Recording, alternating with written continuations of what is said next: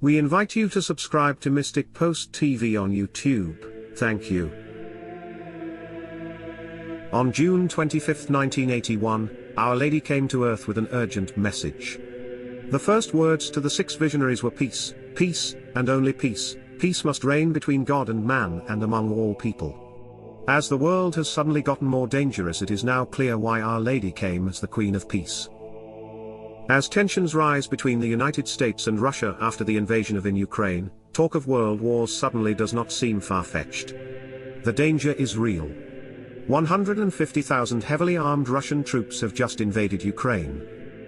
A year ago Vladimir Putin warned a group of Western journalists, saying, "You people in turn do not feel a sense of the impending danger. This is what worries me. How do you not understand that the world is being pulled in an irreversible direction? I don't know how to get through to you anymore."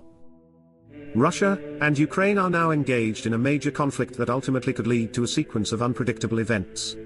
China and Taiwan, Israel and Iran all appear ready to settle some scores. Here at Mystic Post, we find it fascinating and important that Catholic prophecy predicted many of today's unfolding events. Events that are not just matters for secular historians to unpack, but the future of Christianity itself is mysteriously tied to Russia and the Virgin Mary. At Fatima, Our Lady warned the world that Russia would err. This error turned out to be atheist communism. Lenin himself said that the goal of communism was to rid Christianity from the world. And he put in motion the most direct attack on religion in the history of the world.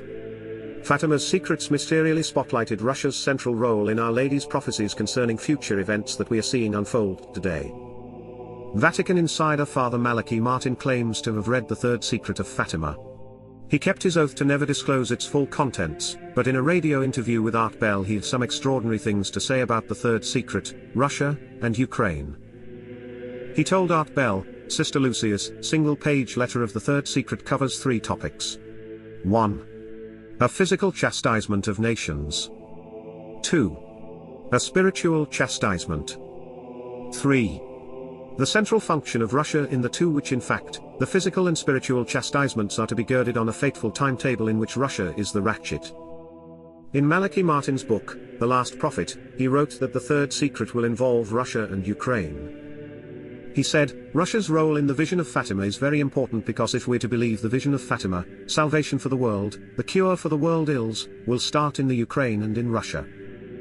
And that was why the Virgin Mary, in the Fatima vision of 1917, was supposed to have spoken actively about Russia, and that Russia first of all has to be cured of her errors, and then she will help the entire world to get better and to cure itself of its sins. It's a very bizarre message in that sense, because one would have said that salvation was going to come from the West, as we always think because we are Westerners, but no, according to the message of Fatima, salvation will come from the East, and particularly, from Ukraine and from the state of Russia itself, which is extraordinary. Are today's events in Russia and Ukraine a sign that the world is heading towards the fulfillment of the Fatima and Medjugorje Russia prophecy? On August 25, 1991, Our Lady said that Medjugorje is the fulfillment of Fatima. Then in October of 1981, Our Lady of Medjugorje revealed her Russia prophecy, which ties Medjugorje to Fatima in a powerful way. On May 13, 1981, at the height of the Cold War and atheist communism, the Soviet Union attempted to assassinate Pope John Paul II. A little over 1 month later, on June 24, 1981, Our Lady began to appear to 6 children in the communist county of Yugoslavia. She said Russia will come to glorify God the most, the West will make civilization progress. But without God, and will act like their own creator. Pope John Paul II had this to say about Medjugorje, Fatima and Russia: look, Medjugorje is a continuation, an extension of Fatima. Our Lady is appearing in communist countries primarily because of problems that originate in Russia. According to John Paul II's close confidant, Bishop Hinilika, soon after the events in Medjugorje began, the Pope understood that Our Lady would be central in the fight against communism, and that this would be the mission of his pontificate. This understanding would lead to the consecration of Russia on March 24, 1984.